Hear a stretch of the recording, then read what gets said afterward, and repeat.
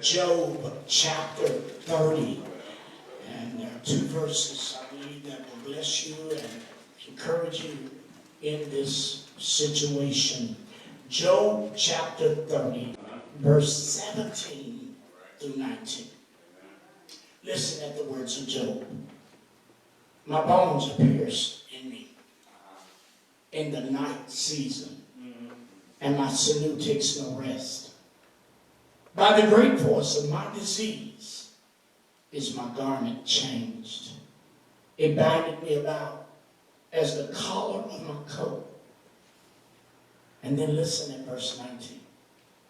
He hath cast me into the mire, and I am become like dust and ashes. Yeah. You may be seated for a few minutes. I want to talk about the pain in my heart.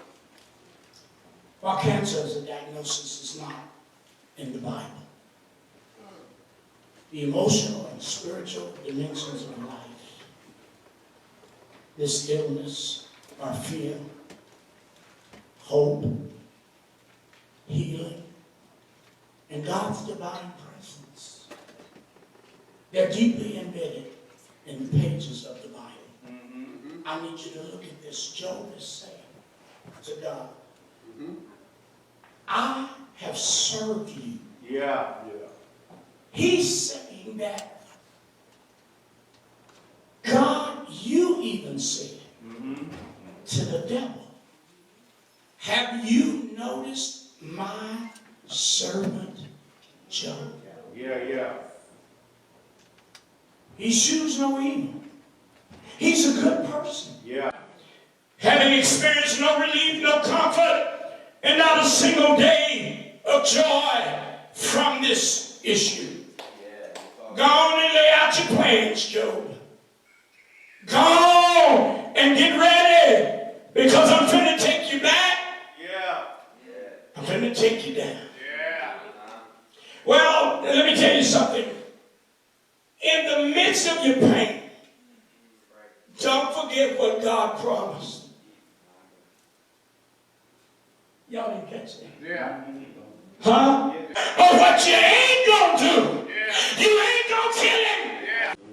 The devil told Job, now you're gonna die in shame and disgrace.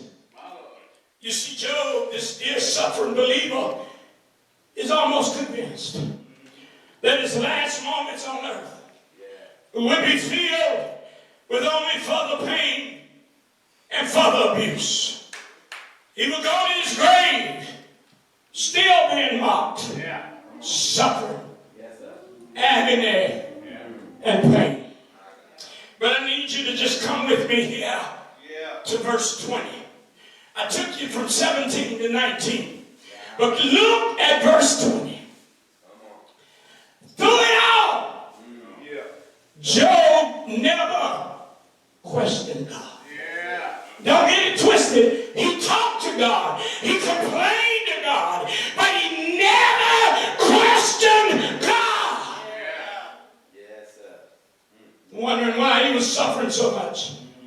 Crying out for relief throughout this painful ordeal.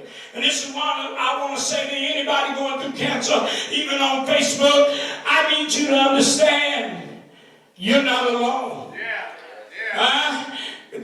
Job never turned his back on the Lord.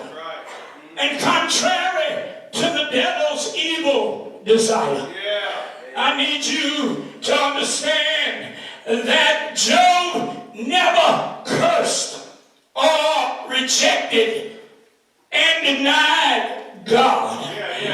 But rather the Bible says that Job continued to live righteously before God, holding the thought of God constantly in his mind and begging the Lord for relief. Can I tell you that Job knew the source of true deliverance and vindication? He knew that it came from God. Can I tell you that while it is true that Job wavered between hope and despair, between confidence and anxiety,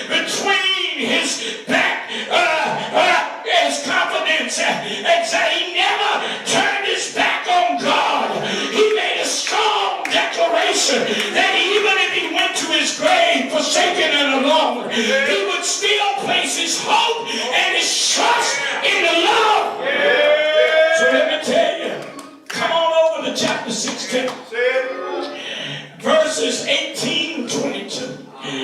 God would eventually receive him and vindicate Job. And then in chapter 19 and verse 25, even more comforting, Job saw the great hope of his Redeemer.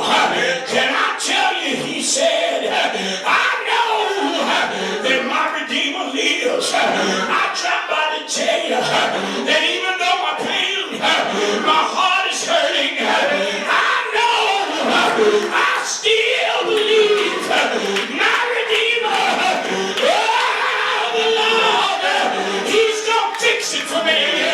He's going to deliver me. He's going to carry me.